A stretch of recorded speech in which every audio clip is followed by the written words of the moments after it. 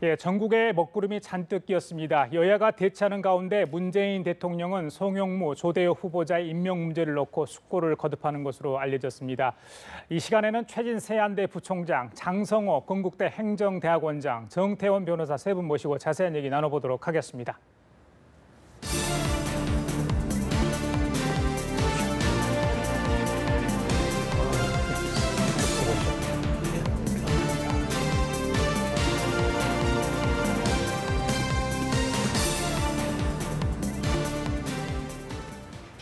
예, 세 분과 본격적으로 얘기 나눠보도록 하겠습니다. 들으신 것처럼 어제 저녁에 청와대와 여당이 이 송영무 국방장관 후보자, 조대엽 고용노동장관 후보자 임명을 두고 어제 저녁에 교감이 좀 있었던 것 같습니다. 우원식 더불어민주당 원내대표 그리고 박수현 청와대 대변인의 이 얘기 다시 한번 들어보시면서 이야기 좀 계속 나눠보도록 하겠습니다. 예.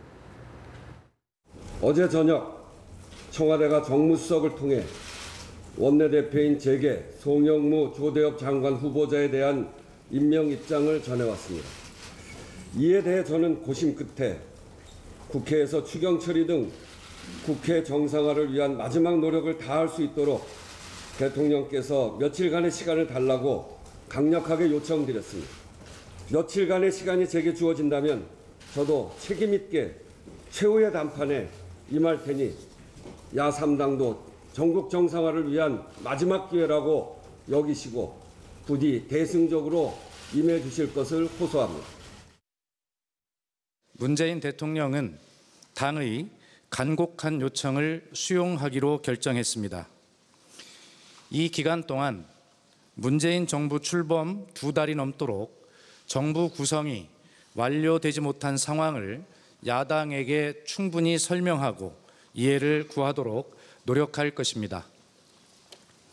민생에 시급한 추경과 새로운 정부 구성을 위해 반드시 필요한 정부 조직법 등 현안에 대해 야당의 협조를 다시 한번 간곡하게 부탁드립니다. 예, 두 분의 얘기를 들었는데요. 자, 먼저 최 부총장님, 우원식 원내대표 얘기를 들어보면 네. 어제 저녁에 이제 전병헌 정무수석이 전화를 한 것 같습니다. 네. 그래서 청와대 입장을 전달했는데 그 송영무, 조대엽 장관 후보자에 대한 임명 입장을 전해왔다. 그러니까 청와대를 분명히 임명할 뜻이 분명히 있었다. 이렇게 저희들이 이제 해석할 수밖에 없지 않습니까? 네. 자, 그럼에도 불구하고 청와대가 좀 며칠 만에 말미를 달라 이렇게 했는데 수용을 하지 않았습니까? 네. 어떤 의미로 좀 해석을 할 수 있을까요? 그러니까 결국은 청와대와 당이 생각은 다르지만 마지막 일치한 거는 최후의 순간까지 야당을 위해서 설득을 할 필요가 있다라는 예. 부분에 대해서 이제 동의를 한 것 같습니다. 예, 예. 지금 대통령과 청와대 입장에서는 G20 회의 상당히 좀 성과도 좋았고 예. 그리고 여전히 대통령에 대한 지지도가 높기 때문에 그 여론에 힘을 입어서 다소의 문제가 있더라도 두 후보를 임명하더라도 별 문제가 없겠다. 그게 오히려 지금은 필요하다라고 판단을 했던 것 같습니다. 예. 그러나 이제 우원식 입장에서는 원내 여야 간 대결이 필요하기 때문에 예. 그 대화가 필요하기 때문에 좀 시간을 달라. 근데 이 강력히 요청했다. 또 부디 시간을 달라고 했다는 부분을 예. 보면은 예. 또 그리고 그다음에 최후의 담판이라는 표현까지 있었지 않습니까? 예, 예. 마지막에 여야 간에 과연 어느 선까지 예. 좀 협상을 할 수 있는 그 말미를 달라라고 하는 부분 같습니다. 예. 그러니까 이제는 뭐 초입기에 들어간 거죠. 예, 사실상 이제 문재인 정부 출범 이후 2달이 넘었는데 아직까지 이제 내각이 완전히 꾸려지지 못한 상황 아니겠습니까? 그래서 네. 청와대도 마음이 좀 급할 것 같아요. 그럼에도 불구하고 한 2, 3일의 말미를 여유를 주지 않았습니까? 자, 이게 여당에 도움이 될지 야당에 도움이 될지 잘 모르겠습니다. 우리 어떻게 교수님 생각하십니까? 근데 저는 조금 이제 의아한 게 예. 물론 전병헌 정무수석도 있고 우원식 원내대표도 있고 여당을 대표할 수 있는 협상 라인들이 다 지금 서 있지 않습니까? 예. 근데 딱 달랑 3일 줬다. 최후 통첩이라고는 말밖에 안 하는데 야당은 더 이상 저는 물러날 데가 없다고 저는 생각을 합니다. 야3당이 진도는 나갈 때까지 나갔고 예, 예. 여기에서 대통령께서도 어제 청와대에서 발표를 보면 네. 이것은 임명하겠다. 예. 이런저런 의지로 읽히기 때문에 예. 여기에서 그럼 야당이 선택할 것은 뭘까? 뭐 장외투쟁도 있고 국회에서 합의를 안 해줄 수도 있고 여러 가지가 예. 많지 않습니까? 예. 그럼에도 불구하고 대통령은 앞으로 나가야 되지 않겠습니까? 그래서 저는 어떻게 보면 야당한테도 일정 부분 예. 이게 결국은 추경이라든가 정부조직법은 국회에서 여당과 야당이 합의해야만이 이것이 추진이 되는 것 아니겠습니까? 그렇기 때문에 물론 3일의 말미를 준 것은 오히려 야당을 더 자극할 요소가 상당히 많은 것이다. 최후 통첩 아니겠습니까? 야당이 3일 동안 생각을 해서 임명에 동의해라. 그렇지 않으면 그냥 임명하겠다. 이런 최후 통첩적인 성격이 크기 때문에 이것은 협치의 모습이 저는 아니라고 봅니다. 그렇기 때문에 어떻게 보면은 야당한테 퇴로를 열어주고 어떤 명분을 주는 것이 상당히 중요한데 지금 3일의 말미를 준 것은 이것은 명분이 아니고 3일 동안 알아서 해라. 아니면 임명하겠다. 이렇기 때문에 앞으로는 여당과 야당이 훨씬 더 의회에서 격돌할 가능성이 상당히 커졌다. 이런 것들이 결국 누구한테 마이너스가 될 거냐면 저는 대통령과 정부 여당한테 오히려 국정이 앞으로 나갈 수가 없지 않겠습니까? 그래서 이런 것들이 어떤 지혜로운 결단이 저는 필요한 시점인데 지금의 이런 모습은 약간은 어떻게 보면 전국을 더 꼬일 수 있는 그런 계기가 될 가능성이 크다고 봅니다. 그래, 이 부분은 정 변호사 하나 여쭤볼게요. 그 국회법에 그러니까 이게 지금 대통령이 인사청문 보고서 재송부 요청해가지고 그 기간이 지나면 얼마든지 그냥 임명할 수 있는 거죠. 그렇습니다. 10일자로 이제 그 요청 기한이 지났죠. 그래서 오늘부터는 대통령이 자유롭게 임명할 수 있습니다. 이거는 가면 국회의 동의가 필요한 것이 아니기 때문에 그럼에도 불구하고 만약에 대통령께서 두 장관 후보를 오늘처럼 임명을 하면 전국은 파행이 될 수밖에 없습니다. 우선 여당의 원내대표가 간곡히 얘기를 했는데 우선 그걸 거절했다는 점에서 여당과의 관계도 그렇고 더더군다나 야당 측에서는 두 후보에서 강력히 반대를 하고 있는데 무시하고 그대로 강행을 하게 되면 내가 인사권을 행사했다 뭐 그럴 수도 있지만 과연 그것이 정치라는 것이 그냥 갈등을 풀어나가는 것인데 그 점에서 야당과의 갈등은 더 심해질 수밖에 없고 또 대통령에서 꼭 필요한 지금 추경이라든지 정부조직법안이 통과되기까지 점점 없어지는 거죠. 그래서 이 임명을 늦추는 거는 뭐 당연한 것으로 보이고 그것이 이제 2, 3일 내에 또 야당의 명분도 살려주고 그런 게 될 수 있을지 아니면 더 시간이 필요할지는 좀 지켜봐야 될 걸로 알겠습니다. 이제 하나 말씀드리면요. 우리 인사와 관련된 법과 제도가 상당히 이상하게 돼 있습니다. 어떤 점에서? 야 3당이 야당이 무조건 이를테면 인사에 대해서 반대를 하더라도 아무 문제가 없습니다. 왜냐하면 그 청문회에 대한 구체적인 기준이 없기 때문에 야당 기준이 볼 때 이건 아니다 싶으면 그냥 강력하게 반대하는 거죠. 반면에 대통령이 무조건 임명을 해도 아무 문제가 없는 겁니다. 법과 제도 보장이 돼 있거든요. 대통령이 문제가 보기에 문제는 있지만 이 정도면은 괜찮다라고 하면 할 수 있도록 법이 제도가 그렇게 보장이 돼 있는 겁니다. 그러니까 야당이 무조건 공개하고 대통령 임명을 하더라도 괜찮다라는 법적으로 분명히 제대로 돼 있거든요. 다만 저는 마지막까지 노력하는 모습, 그게 하루지만 하루 혹은 2, 3일이라도 조금이라도 뭔가 노력하는 모습을 보여주는 것. 이게 중요한 거거든요. 박근혜 대통령 같은 경우 보면 이제 초기에 조각이 완성되는 데는 56일이 걸렸습니다. 이명박 정부 그 절반인 18일이 걸렸고요. 근데 지금 문재인 대통령 정부 같은 경우는 지금은 2달이 넘었습니다. 근데 김대중 대통령은요, 총리 하나 설이 떼는데 6개월이 더 걸렸습니다. 이게 무슨 말씀이냐면은 지금 정권 초기에 며칠 빠르고 늦고 하는 건 중요하지 않습니다. 얼마만큼 마지막 순간까지 노력하는 모습을 보여주느냐. 그걸 보고 이제 국민들은 판단하는데 대통령이 돌아와서 그 요새를 하지 않고 그나마 한 3일 정도, 2, 3일 정도 만미를 준 거는 그나마 민심을 상당히 좀 중시했기 때문이라고 봅니다. 알겠습니다. 야당은 이에 대해서 꼼수다 이런 이야기를 했습니다. 김동철 국민의당 원내대표 얘기 좀 들어보고 가겠습니다. 청와대와 여당은 송영무와 조대엽 두 후보자 중 한 명을 사퇴시키는 것을 조건으로 국회 정상화 협조 여부를 자유한국당과 바른정당에 타진했다고 합니다. 적폐 세력, 국정농단 세력과 인사 문제를 흥정하겠다는 것과 다름이 없습니다. 국민의당은 결탄코 이런 부정한 부도덕한 거래 행위에 협조할 뜻이 없습니다. 협치 복원의 길은 두 후보자의 지명 철회일 뿐입니다. 자, 정 교수님, 국민의당 입장이 굉장히 난처한 지경입니다. 지금 내부의 내용을 지금 겪고 있는 상황이고, 근데 이제 민주당 입장에서는 사실 국민의당의 협조가 좀 절실한 상황 아니겠습니까? 이제 뭐 추미애 대표의 발언을 뭐 이야기하지 않더라도 굉장히 이제 간극이 벌어진 상황인데 이 짧은 2, 3일 내에 얼마나 과연 협치로 갈 수 있을까? 많은 분들이 걱정을 합니다. 장 교수님 어떻게? 참 어떻게 보면 이렇게 꼬인 정국이 저는 집권 여당의 책임이 아닌가 이런 모습에 이 장면을 보면서 느낄 수가 있는데 가까운 분을 그냥 멀리하고 필요 없다고 팽개치고 적대적인 관계에 있는 한국당과 바른정당 가서 손을 내밀었다는 거 이 자체는 정말 어떻게 보면 어떤 상도에도 예, 좀 예. 어긋나는 그런 예. 모습 아니겠습니까?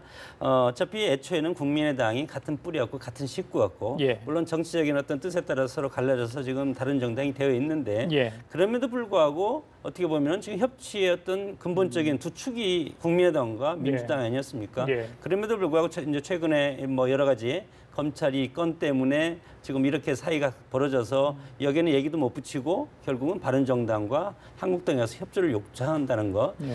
저는 인사는 원칙이라고 생각합니다. 원칙이다. 예. 대통령이 야당한테 잠깐만요. 협조를 구할 필요가 있을까? 임명할 수 있는 권한이 있으면 임명하면 되는 것 아니겠습니까? 예, 예. 다만 그렇게 임명을 했을 때 그러면 대통령께서 그리고 정치인들 항상 국민의 뜻을 얘기하지 않습니까? 지금 여론적인 대통령 지지율이 84%, 80% 그러면 그것이 국민의 뜻인지 아니면 지난 총선 때 국민들이 의회에 뽑아준 국회의원 수가 국민의 뜻인지 그런 것들을 대통령은 곱씹어서 잘 생각을 하셔야 될 이런 시점이라고 보고 거래는 있을 수 없다고 봅니다. 원칙이 있는 인사에 있어서 예. 부적격자면 임명을 할 수가 없는 것이고 예. 정말 그 말씀은 2명 다 안 되면 안 되는 거고. 그렇죠. 예. 그리고 한 명이 대통령 된다면 한 명이 입장에서 되는 거고, 예. 나는 이것은 아무런 하자가 없는 사람이다. 예. 그러면 인사권자가 임명하면 법적으로는 하자가 없는 거기 때문에 예. 그 다음에 있을 여러 가지 정치적인 난맥상이라든가 이런 것들은 대통령 인사권자가 책임을 지면 되는 겁니다. 다만 예. 이 거래라는 것은 다른 말로 하면 협치라는 표현으로 쓸 수도 있는데 예. 이것은 우리가 보수와 진보, 자유와 평등 두 가지 어떤 개념으로 민주주의 국가가 앞으로 나아가고 있지 않습니까? 이것은 다른 말로 하면 보수와 진보의 정책적인 이런 가치를 놓고 여야가 서로 양보할 수는 있는 겁니다. 이것이 거래라고 할 수 있는데 예를 들어서 뭐 무상복지를 어느 정도 확대할 것이냐 아니면 건설을 어느 정도 확대할 것인가 예. 이런 거에 대해서 국회에서 서로 거래를 하는 거죠. 여야가. 그러나 인사 문제를 가지고 거래를 한다는 것은 저는 이것은 정치 후진국이라고 생각합니다. 하실 말씀이 있습니다. 근데 이제 바른 국민의당 같은 경우 뭐라고 했냐면은 두 사람의 임명을 연기하는 것도 꼼수고 그리고 두 사람 중에 한 명만 지명을 처리하려고 타진하는 것도 꼼수라고 그랬거든요. 근데 예. 꼼수, 정우택도 교만한 꼼수다 이런 표현을 썼는데 사실 꼼수라는 게 다른 말로 몰밑 협상이라는 얘기입니다. 이게 영어로 얘기하면 또 빅딜이거든요. 예. 이건 과거나 지금이나 계속 해왔던 일입니다. 사실은 화가 나면 꼼수라고 정치적 얘기하는 협상. 거죠. 예. 이쪽은 협상이라고 예, 얘기하는 예, 건데 예. 지금 보십시오. 처음에 보면은 이른바 처음에 탈락 3인방이라고 그랬지 않습니까? 그래서 송영무, 장군 조대엽 그리고 김상곤 세 명은 절대 안 된다. 결사 반대다. 만약에 반대하면 우리 모든 국회 일정을 보이콧하겠다고 그랬습니다. 그런데 어떻게 됐습니까? 결국 김상곤 교육부 장관은 통과됐지 않습니까? 2명만 남았어요. 이게 여야 간의 모종 협상이 이루어졌다는 거거든요. 그리고 이 시점에서 야당은 2명은 결사 반대라고 하지만 실제로 내부에는 1명 정도 타켓을 주지 않는가. 예. 실제로 협상이 이루어지고 있다고 봅니다. 그래서 어떤 식으로 결말이 이루어질지 모르겠으나 예. 여야 간에 실제로 물밑 협상이 이루어지고 있다고 보면 다만 이런 협상이 이루어지는 거 있다는 것 자체는 저도 반대입니다. 바람직하지 않죠. 예, 알겠습니다. 사람을 놓고 말이죠. 예. 둘 중에 하나를 한다. 이런 건 바람직하지 않다고 알겠습니다. 생각은 동의합니다. 지금 뭐 장마철인데 여의도 국회의사당이 지금 먹구름이 잔뜩 꼈습니다. 예. 자, 교수님 그 술수 정치, 꼼수 정치, 잔수 정치. 자, 언제쯤 이런 말들을 듣지 않을 날이 올까요? 예, 우리 국민들 답답할 겁니다. 예. 막후 협상 운영의 묘. 예. 이건 좋은 뜻이고 네. 꼼수 정치는 나쁜 거래라는 뜻입니다. 거래. 거래라는 것은 원칙이 아닌 비정상적인 방법의 거래 아니겠습니까? 예, 이것은 여야 정치들이 그동안 여당과 야당을 서로 교차적으로 해서 예. 정권 교체가 이루어지면서 그리고 우리가 청문회를 하다 보면 의원 출신 장관들은 다 통과가 되지 않습니까? 이런 것도 그거의 한 작은 단면일 수가 있는데 이런 것들은 우리가 먹을 파이가 상당히 작기 때문에 예. 이런 현상이 일어나고 있고 민주주의 국가라는 것은 정당성이 있어야 되고 물론 지금 정당성이 있는 정권, 정통성이 있는 정부지만 우리 정치의 문화가 지금 삼류 정치의 문화를 보여왔지 않습니까? 개파, 보스, 패거리 그리고 지역 패권 이런 것들에 의해서 비성장적으로 정치가 이루어져 왔고 예. 자유와 평등이라는 것은 진보와 보수의 이런 정상적인 가치 논쟁으로 간다면 예. 정당이 여러 개 있을 필요가 없죠. 해방 이후 우리 정당의 수가 150개가 지금 넘습니다. 그러나 우리의 지금 사회로 보면은 사실은 정당이 실질적으로는 지금 원내 정당이 5개 정도인데 등록된 정당이면 수십 개가 되지 않습니까? 그리고 사람이 당수가 없어지면 그 정당도 소멸하고 그리고 보스가 없어지면 그 정당도 소멸하고 새로운 정당이 탄생하고 지금의 정계 개편도 아마 이루어질 가능성이 있기 때문에 이런 것들이 한국 정치의 여러 가지 그런 꼼수 정치를 낳은 폐허의 어떤 원인이다. 그렇게 알겠습니다. 저는 생각을 합니다. 그러니까 좋은 모습은 뭐 다 볼 수는 없겠죠. 그런데 이제 방금 말씀하신 뭐 삼류 정치는 아니더라도 우리 정치가 많이 성숙된 것으로 알았는데 이런 좋지 않은 모습이 나오다 보니까 자꾸 여야를 떠나서 안 좋은 모습 비춰지는 것 같습니다. 자, 저기 지금 17명이잖아요. 거기 정부 부처 장관. 네. 12명이 임명돼 있는데 이거 우리 법조계 계시니까 박상기 법무장관 후보자 지금 이제 청문 일정이 잡혔고요. 문무일 이제 검찰총장도 곧 청문 24일 날 한다고 지금 저희들이 이제 소식을 들었습니다. 여러 의혹이 있어요. 근데 이제 앞서 했던 그 3인방 있지 않습니까? 부적격자들 뭐 거기서 국민들이 받은 충격이 굉장히 크기 때문에 박상기 법무장관 후보자의 통과 여부 뭐 이런 여러 가지 의혹이 불고 있지만 지금 검찰 개혁 과제도 많은데 어떻게 보십니까? 이런 청문회 이후에 벌어질 청문회 일정도 순조롭게 되리라고 예상을 하세요? 글쎄 지금 뭐 그 대통령께 돌아오셔서 2, 3일 동안 또 여야 간에 협상할 기회를 준다고 그랬고 그동안에 아마 지금 말씀하신 대로 꼼수가 아닌 협상이 이루어질 걸로 보이고 결국 그 협상이라는 것이 결국에 서로 다른 의견들을 모아서 공통 분모를 찾아내는 거 아니겠습니까? 그런 점에서 우리가 볼 때는 삼류로 보일 수도 있지만 뭐 크게 우리가 비관할 건 아닌 걸로 보이고요. 박상기 법무부 장관의 경우에도 지금 나오고 있는 의혹이 뭐 어머니가 81세에 아파트 분양받으셨는데 5년 뒤에 팔아서 몇 억을 벌었으니 투기 아니냐, 어머니 빌려서 투기한 거 아니냐 그런 의혹. 또 2003년도에 아들이 그 대학에 인문계로 들어갔는데 박상기 지금 장관 후보자가 학장으로 있는 법대로 옮겼으니 그것도 특혜가 있을 것이다. 뭐 이런 의혹들이 나오거든요. 근데 사실 뭐 그 어머니에 관한 것은 그 어머니가 실제로 뭐 연세가 많아서 정신이 하나도 없으시다. 치매 정도다. 그러면 아들이 했다고 볼 수가 있지만 그렇지가 않다고 한다면 뭐 연세가 많으신 분이 그렇게 아파트 샀다 파셨다고 해가지고 반드시 투기라고 보기는 어렵고 또 아들이 전과한 것도 그 당시 원칙과 기준이 어떤 것인지 그게 맞는 것이라고 한다면 문제가 없는 걸로 보이고 현재 그냥 단지 의혹에 불과할 뿐이거든요. 그래서 그런 점이 뭐 밝혀진다면 뭐 장관으로서 그 청문회 통과한테 별 문제는 없는 걸로 보이고요. 뭐 총장 같은 경우도 문무일 총장 같은 경우에도 이제 검찰 내부에 다른 후배들도 많고 이 특수수사를 통해서 본인의 능력을 발휘해 왔기 때문에 뭐 큰 문제는 없고 다행히 그동안 수장이 없이 방황을 해왔던 법무 검찰이 좀 자리를 잡을 걸로 보입니다. 알겠습니다. 자, 잠깐만요. 그 지금 이제 외교적인 성과물이 굉장히 크다는 이제 좋은 평가가 지금 이제 대통령 순방 이후 나오지 않습니까? 그런데 이런 이제 안에서 문제가 생기다 보니까 그런 게 희석되지 않을까 걱정하는 분위기 됐어요. 그래서 이제 문재인 대통령 귀국 후에 첫 국무회의를 오늘 오전에 이제 주재를 했습니다. 그때 좀 안타까운 입장을 이야기를 했는데 잠깐 문재인 대통령의 이야기 좀 들어보고 다음 질문을 제가 진행하도록 하겠습니다.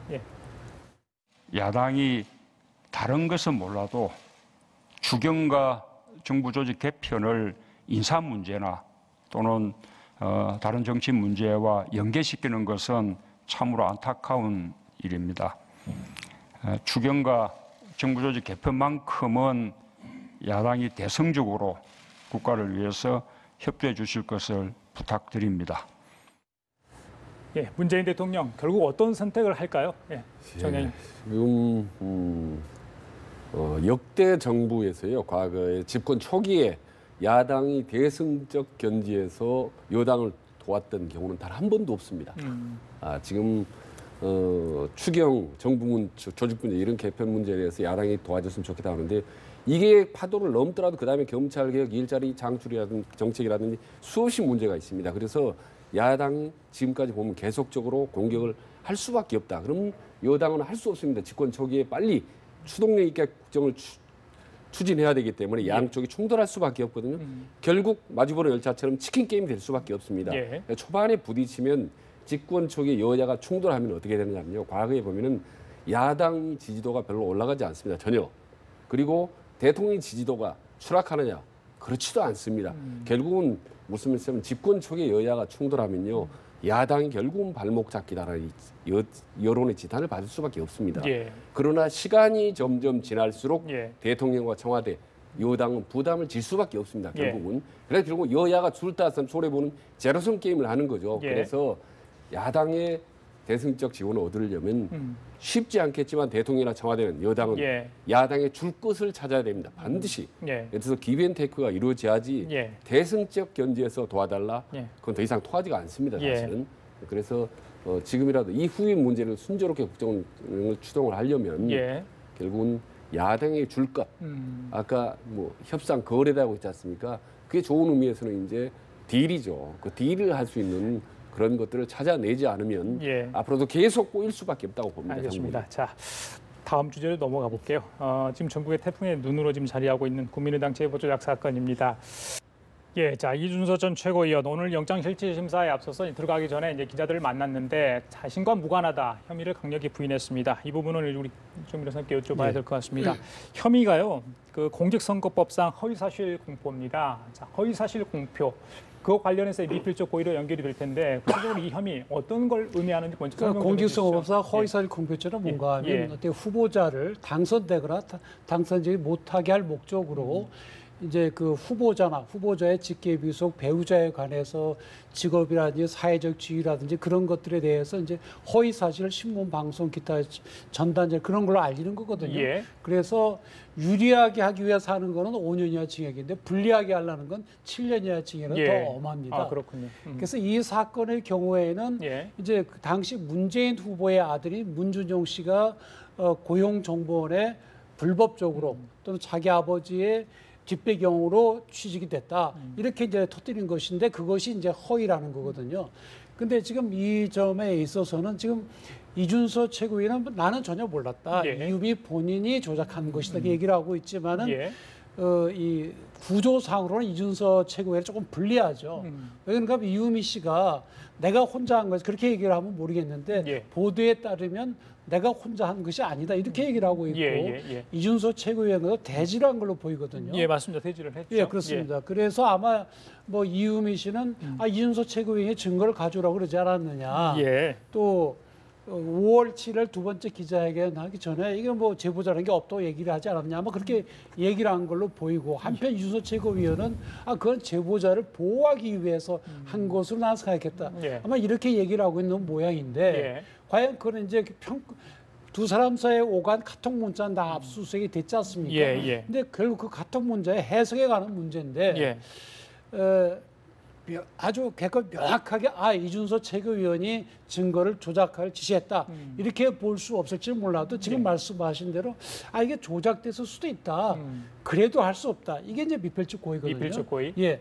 그냥 확정적 고의로 하면 이건 조작된 거야. 그렇지만 우리는 터뜨릴 거야. 이거는 확정적 고의고요. 이미 다 알고요. 예. 근데 검찰은 처음에는 미필적 고의 쪽으로 봤거든요. 이게 혹시 이게 사실이 아닐 수도 있어. 예. 그렇지만은 터뜨리자. 뭐 선거 끝나면 그만이니까 이렇게 했던 미필적 고의인데 예. 최근 나오는 보도대로는 보면은 검찰이 아예 그냥 처음부터 예. 이건 거짓인 줄 알면서 터뜨린 걸로 이렇게 보고 있거든요.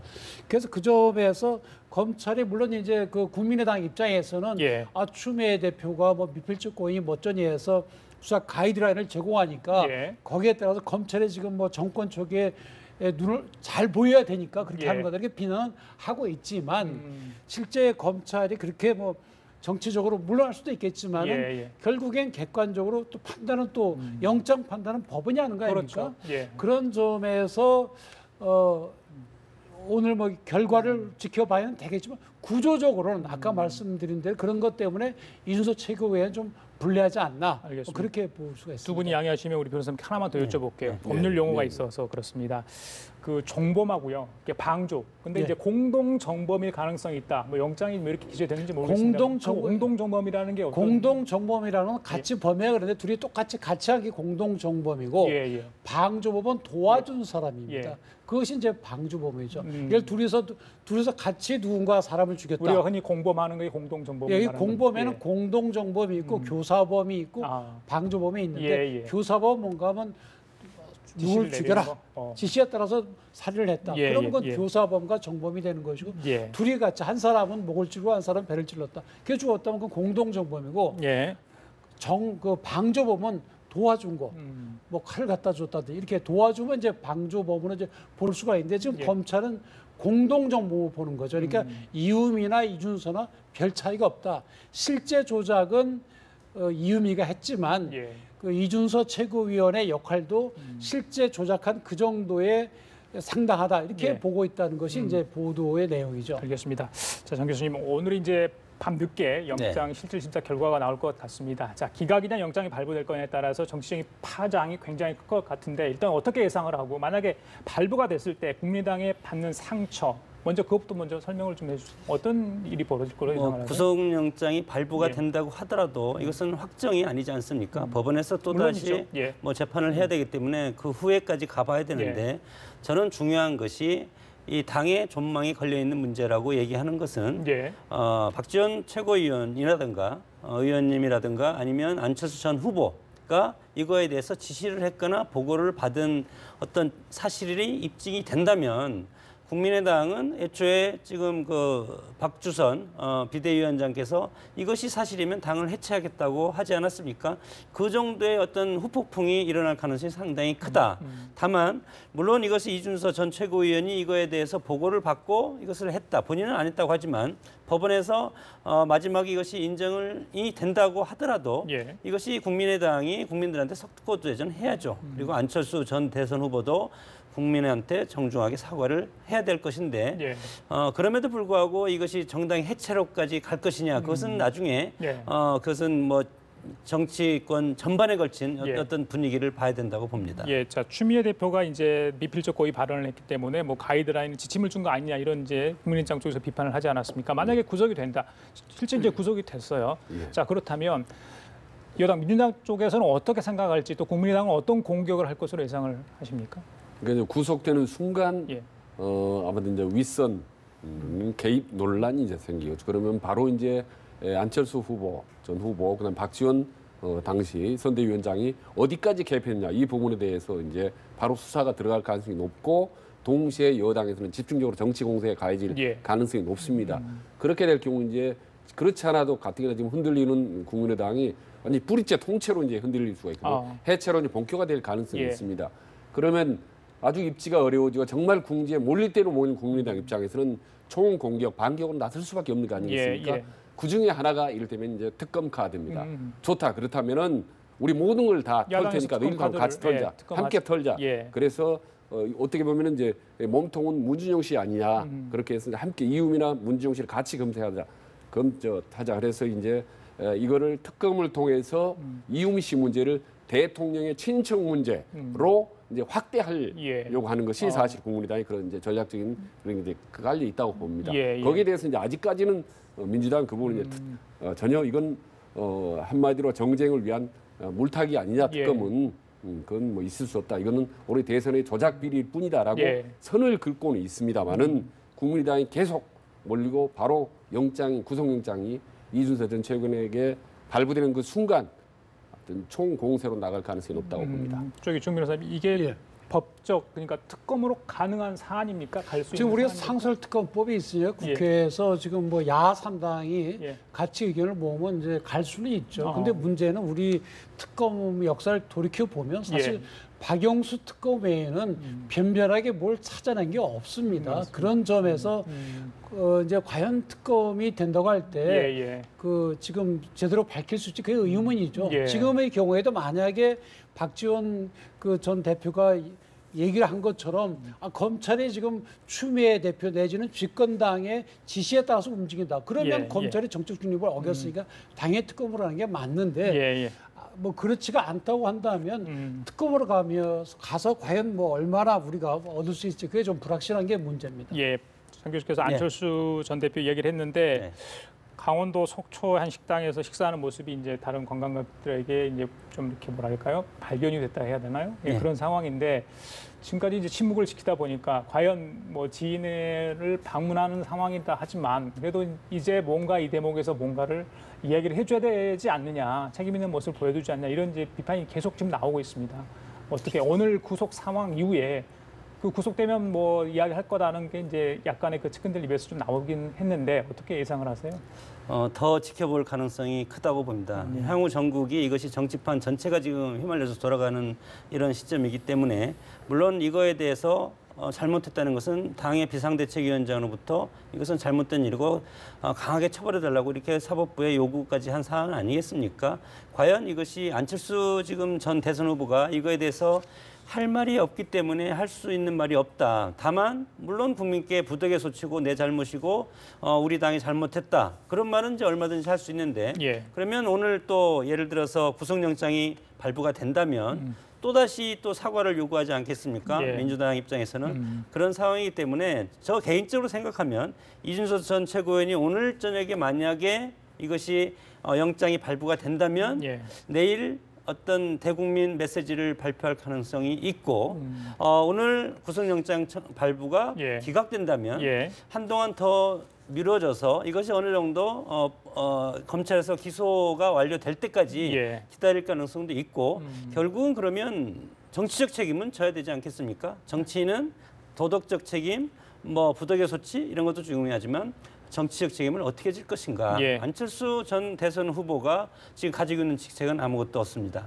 단 하나 있는 것은 국민의당 당원이라는 것. 그렇기 때문에 여기에서 정치적 책임은 저는 탈당 카드를 내보일 가능성이 상당히 크다. 그리고 나서 100일 정도 하면서 정치를 한 번 했던 분이 정계 은퇴까지 하겠습니까? 과거에도 보면 유력 대선 주자들이 정계 은퇴했다가 다시 대통령도 되고 하는 뭐 이런 뭐 우리 한국 정치의 문화인데 그렇기 때문에 정계 은퇴를 한 것보다도 어떤 탈당이라는 이런 것을 통해서 어떤 책임지는 모습을 보이는 게 좋다고 봅니다. 알겠습니다. 자, 구속 여하에 따라서 전국 상황이 많이 급변할 수도 있다 이런 분석이신 것 같고, 자, 또 하나의 악재가 있죠. 국민의당 이번에 이제 이현주 의원이 한 언론사 기자와 대화 중에 학교 급식 파업 비정규직 노동자에 대해서 이를 좀 비하하는 한 발언을 했습니다. 그래서 오늘 발언을 좀 사과를 했는데 일단 좀 이현주 의원의 발언 내용을 들어보고 얘기 나눠보도록 하겠습니다.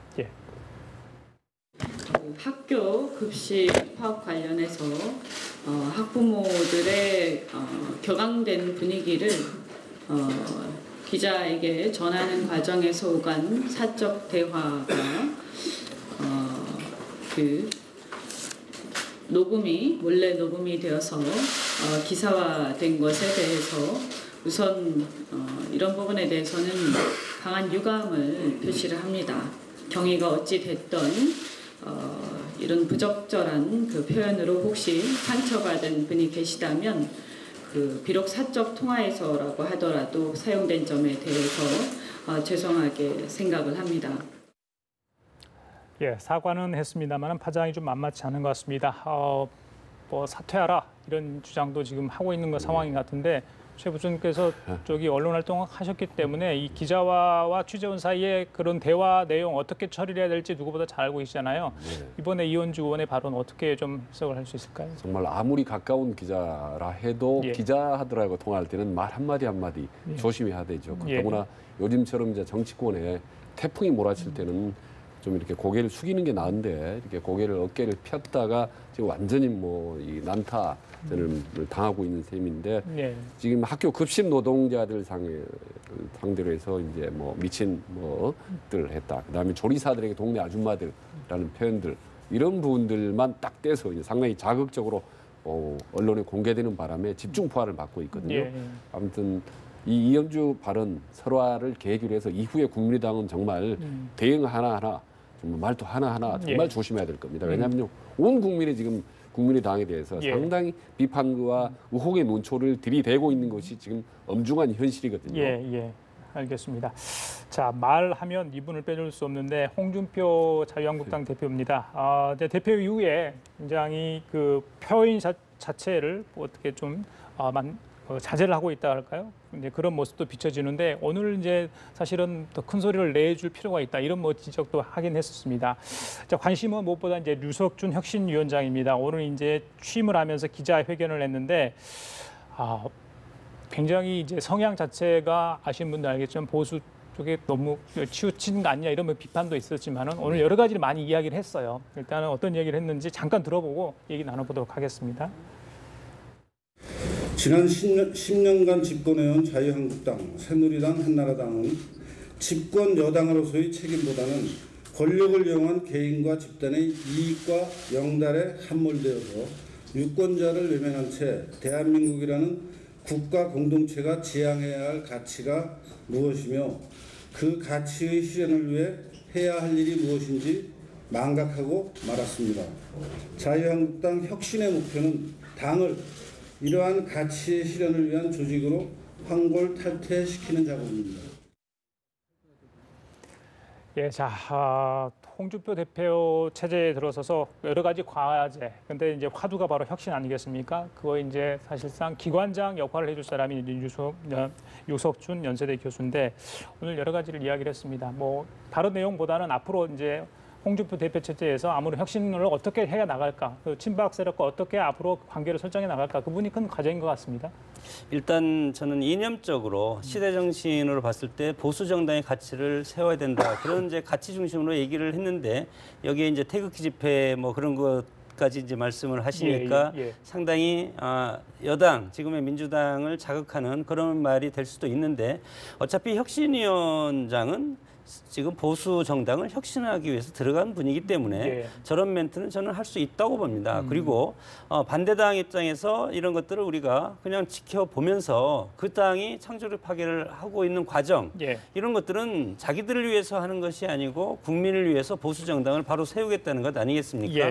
저렇게 말로 하는 것보다도 저 말이 간 다음에 그다음에 실질적인 행동이 뒤따라야만이 보수 정당이 국민들로부터 다시 사랑을 되찾을 그런 가능성이 많기 때문에 물론 대표적인 보수 우파의 이론가고 그리고 이승만의 건국과 그리고 박정희 전 대통령의 산업화 이런 것을 두 가지 어떤 가치에 기반을 둔 지금 그런 어떤 사상적인 그런 어떤 신념을 가지고 있는 분이고 부친님께서 박정희 정부 때 청와대 정무수석을 지낸 유혁인 전 공보처 장관의 이제 아들이시고 이런 상황으로 봐서 또 사회학을 전공하지 않았습니까? 뭐 정치학, 사회학 별로 다른 것 없지만 어떤 시대적인 분위기라든가 변천 이런 것들 그리고 여러 가지 어떤 뭐 프레임 이런 것들을 사회학적인 분석으로 봐도 대한민국의 미래와 어떤 시대 정신 이런 것을 충분히 발견할 수가 있기 때문에 한국당을 철저하게 기반부터 뜯어 고치려면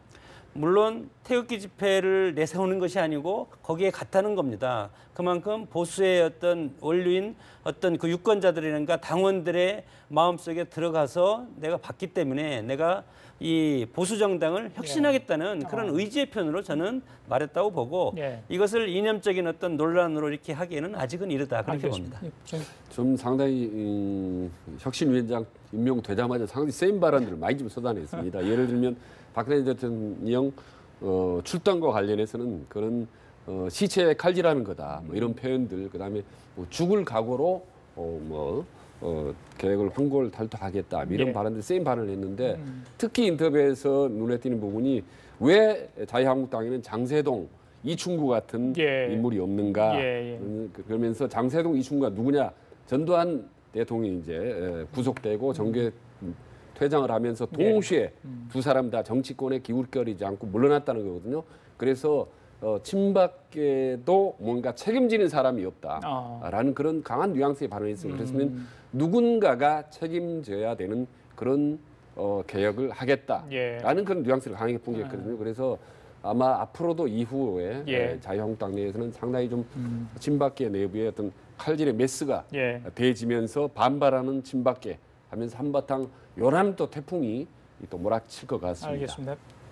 마지막으로 좀 가벼운 얘기로 가볼까요? 그 문 대통령도 휴가는 가셔야 되지 않겠습니까? 7월 말 8월 초 이야기 나오는데 아무래도 경남 양산 사저에서 여름 휴가를 보낼 계획이라는 얘기가 많습니다. 뭐 대통령의 여름 휴가 박근혜 전 대통령의 그 사진 때문에 많은 논란도 있었는데 뭐 양산 가셔가지고 여러 가지 구상도 하시고 그러지 않습니까? 우리 제 부총장께서 아마 이 대통령을 하셨기 때문에 가면 대통령께서 이제 여름 휴가를 가면 대부분 뭐 책도 보실 것 같고요. 어떤 식으로 좀 보냈을 거로 예상을 하세요? 우선 두 가지를 저는 개인적으로 제안하고 싶은데요. 첫 번째는 좀 일정을 여유 있게 가라고 말씀드리고 싶습니다. 보통 3박 4일 정도로 갑니다. 그 정도는 잡고요. 미국 대통령 같은 경우는 뭐 20일, 길면 한 달 이상도 가지 않습니까? 그럼 최소한 이번은 한 일주일 혹은 10일 정도가 예. 푹 쉬었으면 좋겠다는 예. 생각을 하고요. 예. 근데 국정의 기획도 하고 다시 재충전하는 기회도 삼고 더불어서 참모들도 예. 좀 마음의 여유를 가졌으면 좋겠다는 거. 또 하나는 휴가지를 혹시 가더라도 양산에 가더라도 책을 가지고 가지 말았으면 좋겠습니다. 아, 그래요? 예, 휴가에 가서 복잡하게 어렵게 책 읽지 마시고요. 예. 구상하고 편안히 쉬면서 마음에 좀 가다듬는 그런 걸 해야지. 책 보통 보면 대여섯 권씩 가지고 가는데요. 일주일 동안 대여섯 권 읽기가 쉽지 않습니다. 편한. 자, 네, 교수님.